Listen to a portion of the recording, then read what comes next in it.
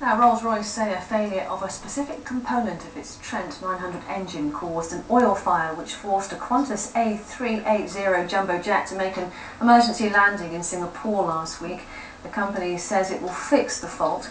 Qantas, which has grounded its fleet of A380s, hopes it'll be days rather than weeks before they're able to return the planes to service. Well, with me now is Captain Phil Smith from the Royal Aeronautical Society. He's an air safety expert and was a British Airways pilot for 30 years. Thank you very much for joining us this lunchtime. What's your response to that preliminary report?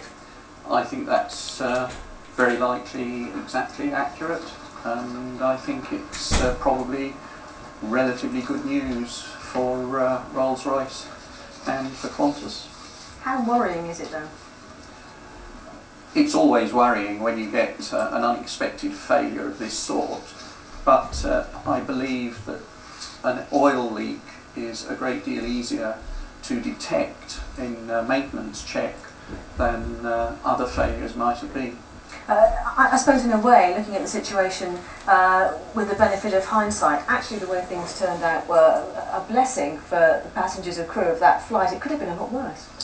It could indeed have been a lot worse. The crew were faced with a series of failures of different systems, and they handled the situation extremely well. I suppose people will still be slightly surprised in a plane like this, a fairly new plane like this, that there could be a fault, a design fault like this that emerges at this stage.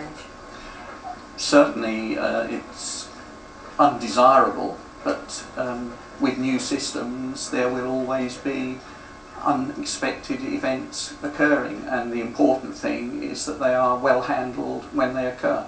Are you surprised that this fault didn't show up on the pre-flight check? It happened quite early in the flight, didn't it?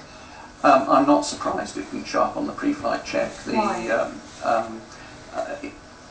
oil leak would be in the bowels of the engine, where you would require special devices to find it, and that would not be part of the normal pre-flight check. I suppose that isn't particularly reassuring for passengers to hear, though, is it? I think it's not. Passengers should not be particularly concerned. As I say, unexpected events will occur.